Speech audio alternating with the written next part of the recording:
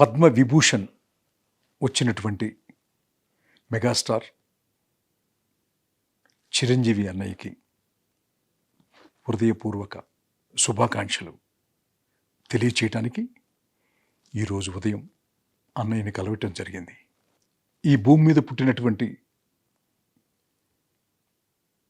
అందరూ అని చెప్పను కానీ కొంతమంది ఎప్పుడోకప్పుడు ఎక్కడో చోట చిన్న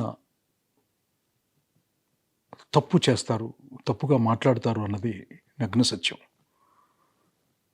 దాదాపు 45 సంవత్సరాల వయసున్న నేనే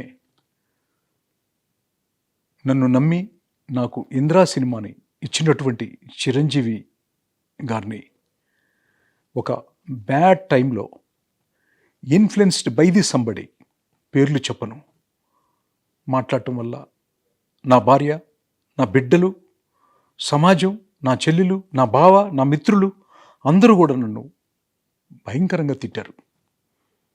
ఆ క్షణం నుంచి మీతో మాట్లాడే ఈ క్షణం వరకు కూడా నేను ఎంతో చాలా మదనపడ్డాను. క్షమాపణ ఎన్నోసార్లు భగవంతుడి ముందు, స్నేహితుల ముందు నాలో నేను అంతర్మదనం చెందాను. ఎప్పుడు అన్నయ్యని ఎదురుపట్టడం జరగలేదు. పద్మ విభూషణ్ అవార్డు ఇప్పుడు మళ్ళీ రావటం, కలవటానికి ఈరోజు మార్నింగ్ వెళితే అన్నయ్య రిసీవ్ చేసుకున్న విధానం, నన్ను పలకరించినటువంటి ఒక పద్ధతి, నా కొడుకు గురించి, నా కూతురు గురించి, నా జీవితం గురించి బాగోగులు అడిగినటువంటి ఒక మహనీయుడు అని, ఆయన ఈ నోటితో తప్పుగా మాట్లాడాను అని క్షమించమని అడిగాను.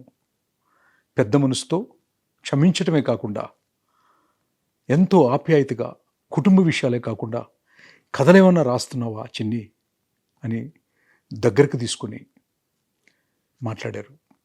అన్నయ్య, ఇంకెప్పుడు ఈ పెదాల నుంచి ఎవరిని తప్పు మాట్లాడనని మనస్ఫూర్తిగా మరొక్కసారి క్షమించమని అడుగుతూ, కలిసి పనిచేద్దాము, ఏమన్నా కథలుంటే చెప్పమన్నారు.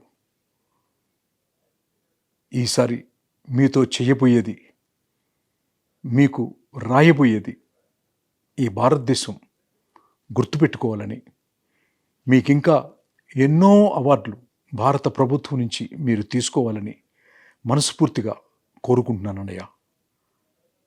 వచ్చే జన్మంటూ ఉంటే మళ్ళీ మీ తోబుట్టుగా పుట్టాలని మనస్ఫూర్తిగా కోరుకుంటూ, I'm sorry my dear brother, extremely sorry.